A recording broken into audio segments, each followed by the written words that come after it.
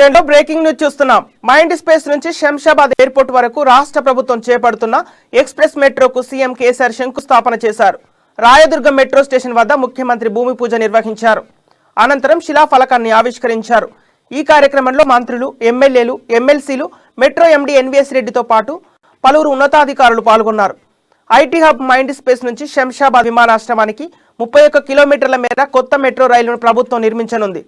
Mind space నుంచి గచ్చిబౌలి, నానక్రామ్గూడ జంక్షన్ల నుంచి ORR మీదుగా శంషాబాద్ ఎయిర్పోర్ట్ వరకు కొత్త మెట్రో రైలు నడవనుంది. ఈ మెట్రో ప్రాజెక్టును 3 ఏళ్లలో పూర్తిగా రాష్ట్ర ప్రభుత్వ నిధులతో నిర్మించనుంది.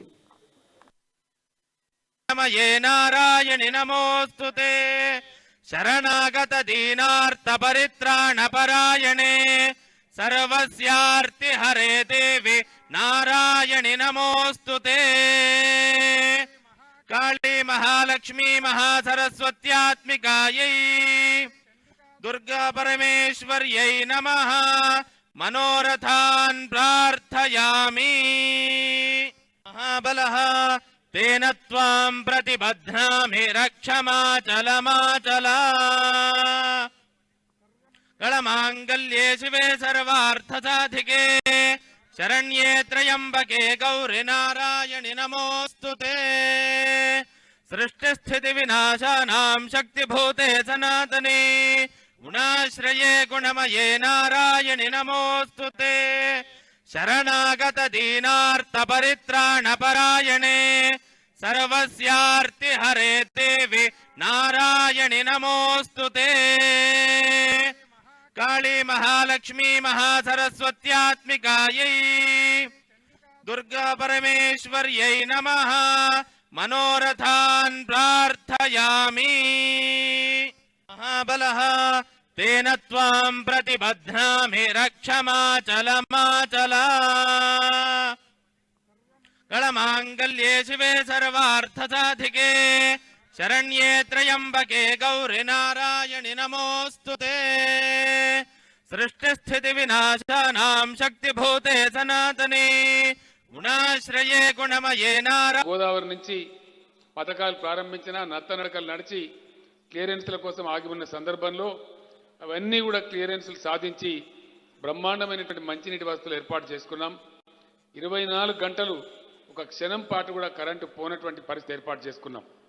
మీ అందరికీ నేను మనవి చేస్తా ఉన్నా, నేనే స్వయంగా పర్యవేక్షించి పట్టుబట్టి హైదరాబాద్ను పవర్ ఐలాండ్గా మార్చినాం. పవర్ ఐలాండ్ అంటే రాష్ట్రంలో ఉండేటువంటి అన్ని జనరేటింగ్ స్టేషన్లతోని, స్టేట్ ఎలక్ట్రిసిటీ గ్రిడ్తోని, అట్లాగే భారతదేశ ఎలక్ట్రిక్ గ్రిడ్తో, నేషనల్ ఎలక్ట్రిక్ గ్రిడ్తో కూడా హైదరాబాద్ నగరం పవర్ సెక్టార్లో అనుసంధానం అయిపోయింది. అంటే ఒక మాటలో చెప్పాలంటే న్యూయార్క్ నగరంలో, లండన్లో, ప్యారిస్లో కరెంటు పోవచ్చు, కానీ హైదరాబాద్లో మాత్రం కరెంటు పోదు పోదు పోదు అని మనవి చేస్తా ఉన్నా. ఇటువంటి అద్భుతమైన నగరంగా మనం రూపుదాల్చుతున్నాం కాబట్టి చాలా గొప్ప ఇన్ఫర్మేషన్ టెక్నాలజీకి సంబంధించినటువంటి 500 గొప్ప గొప్ప పరిశ్రమలు మన హైదరాబాద్లో కొలువు తీరుతున్నాయి. అవన్నీ కూడా మీరు కళ్ళారా చూస్తూ ఉన్నారు. అదేవిధంగా పరిశ్రమల రంగంలో కూడా మనం ముందుకు దూసుకొని పోతూ ఉన్నాం. చాలా రకాలుగా ఎస్ఆర్డిపి కింద కానీ, ఫ్లైఓవర్లు కానీ, అండర్ పాస్లు కానీ ట్రాఫిక్ కష్టాలు కూడా తీర్చుకుంటూ ఉన్నాం. హైదరాబాద్లో 40 అంతస్తులు, 60 అంతస్తుల ఆకాశ హర్మ్యాలకు అద్భుతంగా పర్మిషన్లు ఇవ్వడం జరుగుతూ ఉంది. మనం చూస్తూ ఉన్నాం. చాలా అద్భుతంగా ఆఫీస్ స్పేస్లో కానీ, రియల్ ఎస్టేట్ రంగంలో కానీ రూల్స్ అన్ని సడలించి వాళ్ళందరికీ వెసులుబాటు కలిగించడం వల్ల, టీఎస్ బీపాస్ కార్యక్రమం వల్ల అద్భుతమైన నిర్మాణ రంగం కూడా హైదరాబాద్లో ఉంది అని చెప్పి నేను తెలియజేస్తా ఉన్నా. ఆ రకంగా చాలా గొప్పగా ముందుకు పురోగమించేటువంటి హైదరాబాద్ నగరం. ఒక లోపం మనకు ఉండేది, మన ఎయిర్పోర్ట్లో కూడా విపరీతంగా ట్రాఫిక్ పెరిగిపోయింది. ఆ పెరిగినటువంటి ట్రాఫిక్ అనుకూలంగా 2వ రన్వే కూడా శంషాబాద్ ఎయిర్పోర్ట్లో వస్తూ ఉంది. ఆ విధంగా ఈరోజు మెట్రో రైల్ కనెక్టివిటీ ఎయిర్పోర్టుకు లేకుండా ఉండేది. గత పాలకుల నిర్లక్ష్యం వల్ల ఈరోజు 6,250 కోట్ల రూపాయలతోని మనం బ్రహ్మాండంగా మెట్రో రైలును అభివృద్ధి చేసుకుంటా ఉన్నాం.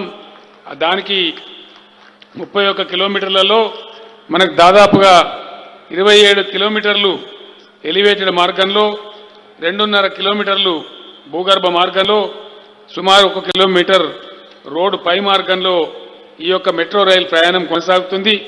ఆ విధంగా ఈ ప్రాజెక్టును సత్వరమే మనం పూర్తి చేసుకొని ఇది కూడా సదుపాయాన్ని మనం పొందుతామని చెప్పి నేను తెలియజేస్తా ఉన్నా.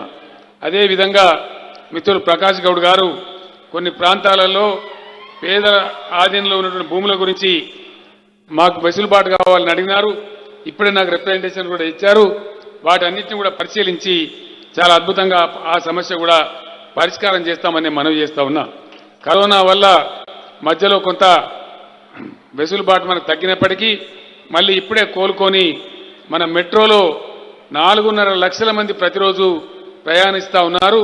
ఈ ఎయిర్పోర్ట్ కనెక్టివిటీ ఒకసారి వస్తే మళ్ళీ దాదాపు ఒక 70-80 వేల మంది ప్రయాణికులు పెరిగేటువంటి అవకాశం కూడా ఉంటుంది.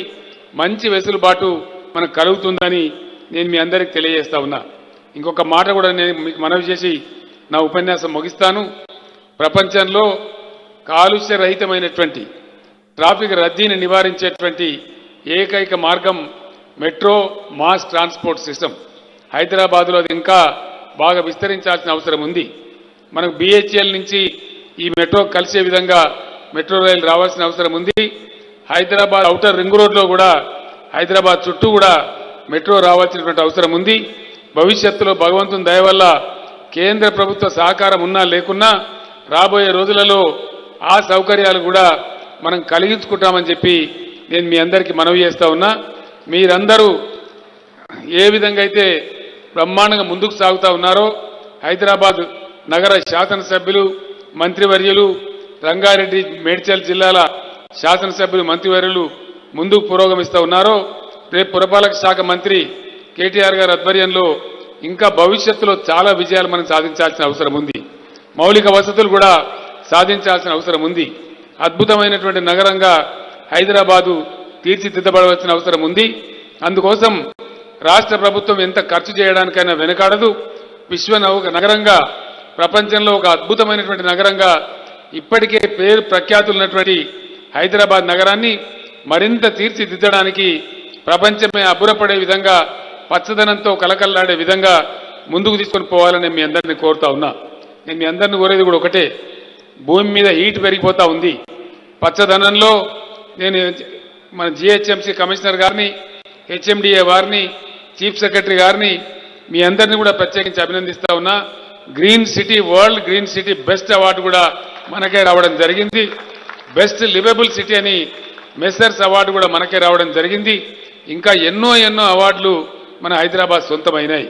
ఇప్పుడు నేను వస్తూ ఉంటే మన LB నగర్ శాసనసభ్యులు గౌరవనీయులు సుధీర్ రెడ్డి గారు నా పక్కనే బస్సులో కూర్చొని ఫతుల్లా గూడాలో నిర్మించినటువంటి శ్మశాన వాటిక ఒక అద్భుతమన్నా చాలా బాగుందని వారు చెప్తుంటే నేను చాలా గర్వపడ్డాన్ని నేను మనవి చేస్తా ఉన్నా.